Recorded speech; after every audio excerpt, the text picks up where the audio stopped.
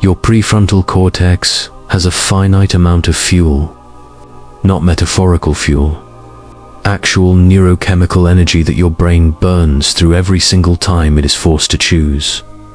And right now, before you've done a single thing that matters today, there's a real possibility that you've already spent most of it, not on something important, on breakfast, on what to reply to a text, on which route to take, on a decision so trivial your brain won't even remember making it, but it charged you for it anyway. This is where it starts getting unsettling. Your brain doesn't distinguish between a small decision and a large one. The same prefrontal cortex you rely on to navigate your career, your relationships, your sense of identity, it activates just as hard when you're staring at a lunch menu as when you're facing something that could change your life. The neurological hardware is identical. The cost is the same. The only difference is what you're spending it on. By 10 in the morning, most people are already running on fumes.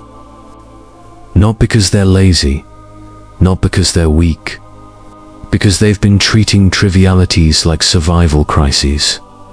And the brain doesn't question the instruction. It just burns. Neuroscientists have a name for what happens next. Decision fatigue. And it doesn't announce itself.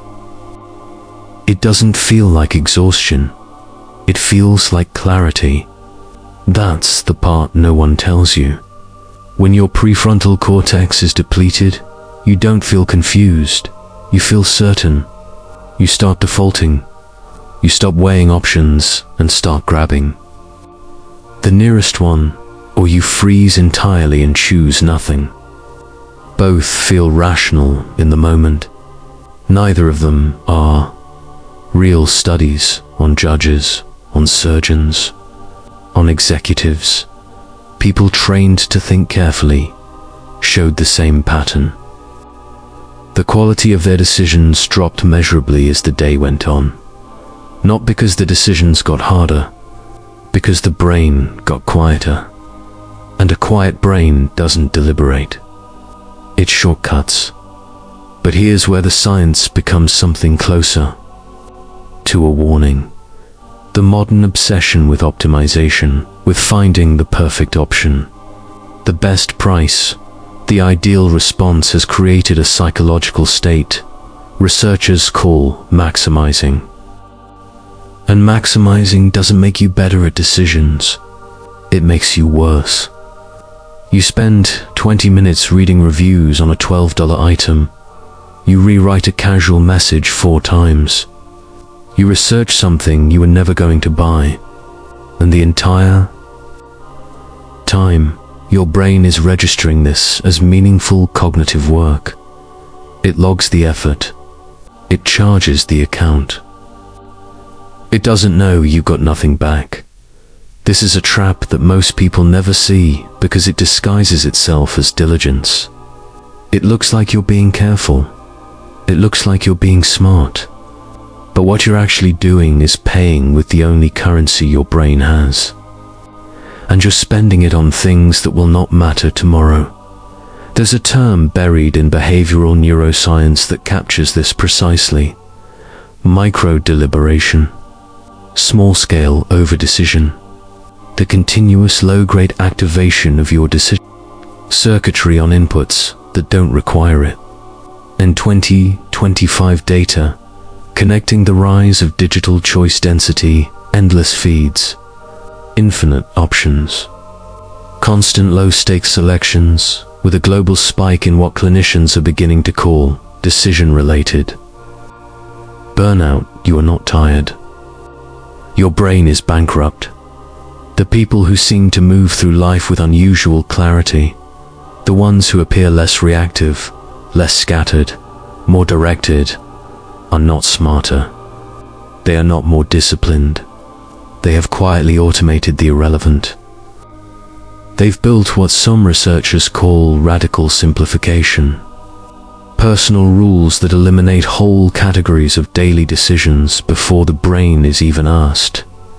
Same breakfast, same response templates, same non-negotiable time blocks. Not because they're rigid, because they're protecting something. Every decision you don't make is cognitive capital. You get to spend on something that actually shapes your life. There's a concept that sounds almost offensive to the modern mind: the satisficer. Someone who accepts good enough for low-stakes choices and moves on without looking back. Research consistently shows this person makes better high-stakes decisions than the optimizer, because they still have the fuel when it counts. The optimizer is exhausted before the real game begins. You can audit this tonight. Look at your morning, not your schedule, your decisions. Every small choice you made before 9 a.m. How many of them required your best thinking? How many of them were on autopilot anyway, just never officially labeled that way? Identify three micro-decisions you could automate, eliminate, or compress into a 2-second rule. A committed path before the timer starts. A line you don't cross back over, because every minute you spend optimizing the trivial is a minute.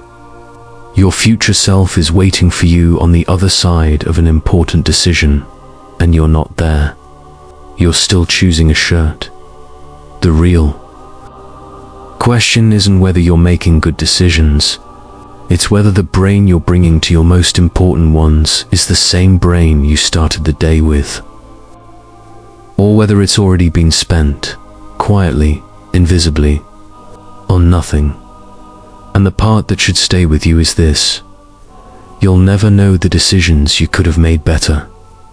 You only feel the depletion. You only see the choices you made when you were running low. You never see the version of you who still had fuel. So ask yourself honestly, when was the last time you made a decision that truly mattered, and you're certain your brain was fully there?